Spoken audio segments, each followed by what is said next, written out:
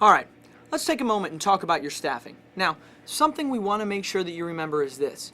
People can do more than one job, but one person can't do it all. What we'd like to do right now is to walk through some of the key positions that are going to make your event a success. Now, you guys may have enough people that you can divide these jobs out, kind of divide them up between people. You may not, but these positions are going to be the key to making your event a success. Let's talk about the driving coordinator. Now, the driving coordinator is the person who's going to recruit your drivers. You want to try to get them to recruit about 3 to 4 weeks in advance, okay? Now remember this, you want to have one driver for every 2 students, okay? That's one driver for every 2 students, remember that. Also, pick some people who are going to be safe and that have driver's license. And that's definitely a key Definitely thing. a good key. Definitely. Okay? Also, make sure you get some maps to those drivers so they know what areas they're going to cover. That's right. When you hand out your top 10 prayer list and you get the names and the address of your teenagers, you want to make sure that those names and addresses go back to your driving coordinator, so as he makes his maps, his drivers aren't driving all over Kingdom Come to pick up students. Make it organized, make it concise. Next, we want to talk about the counseling coordinator. Now, this position is going to be key because this person is going to help to recruit, train all of your counselors, okay? This person is going to make sure that you have the Gospels of John and decision slips. This person is going to then make sure that all those decision slips are collected after the students are all counseled, okay? Finally, this person is going to help make sure that the follow-up happens. They're going to make sure that follow-up materials are purchased and are there. They're going to make sure that students are followed up with and matched up with different people. Also, they're going to help to schedule those follow-up meetings. We recommend that you do the first 2 follow-up meetings within the first week of that student's decision. Now, with the counseling coordinator, you want to make sure that you pick somebody that's going to be able to train and recruit those counselors. Help them find out what passages to go to, what to say, what to do in the counseling room. That's going to be key. Let me tell you about the promotion coordinator, okay? The promotion coordinator, their job is to consistently communicate with the leaders and the students, okay? You really want them to be sending out email blitzes, keeping them informed on what's going on, what time the students are meeting, what time the leaders are meeting, who needs to do what, and those types of things, okay? Just keep the excitement rolling with that. Also, they're going to design and make up a flyer to hand to the parents for that night.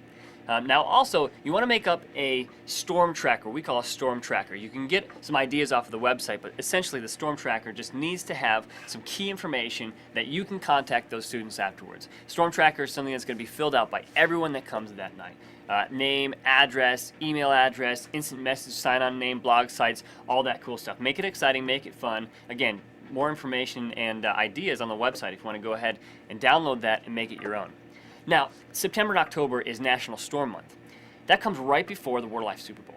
And guys, those of you that have been to a Word of Life Super Bowl know it is exciting. It is awesome. It's an incredible event. You can use your Storm event as a platform, as a way to recruit and excite young people. Take them with you to the Word of Life Super Bowl. Guys, you can bring unsaved students that you didn't know you even had in your community that night.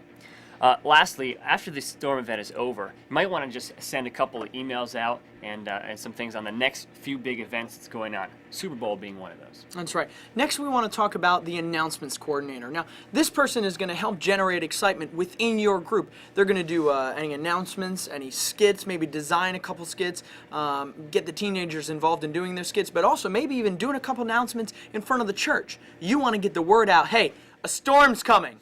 We're ready. Are you guys? Yeah.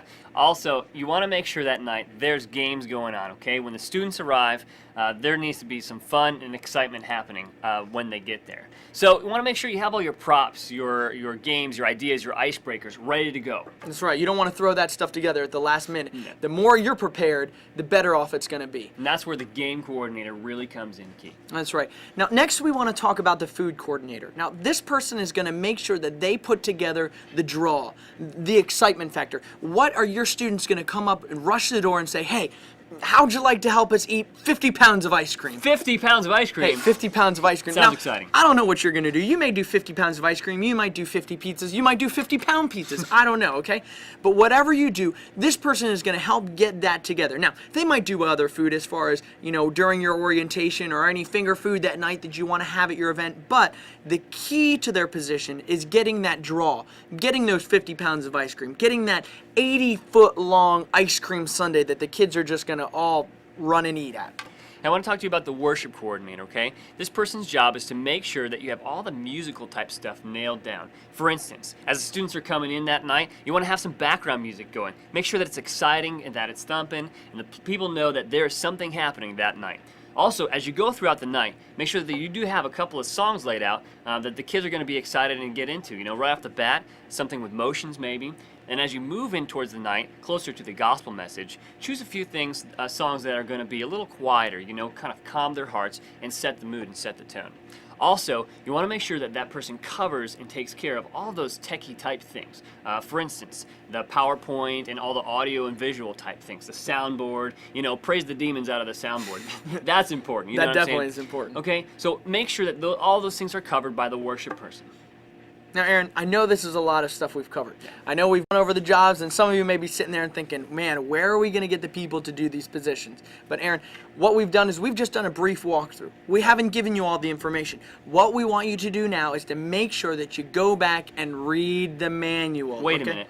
I'm pretty sure you just said read the manual. Is I that correct? did. Aaron, I'm telling you, you guys, you've got to read the manual. We just did a brief overview, okay? So what you're saying is they should read the manual? Aaron, what I'm saying is read the manual. I know you don't want to, especially you right there. Yeah, I know. Yeah, you. Yeah, we see you. I know you don't want to read it, but you gotta read the manual, guys. There is so much more information than we have time to cover. That's why we gave you the manual, so you can go back on your own, look through, discuss it, and make it your own, guys. This is going to be an exciting event, but you gotta read the manual.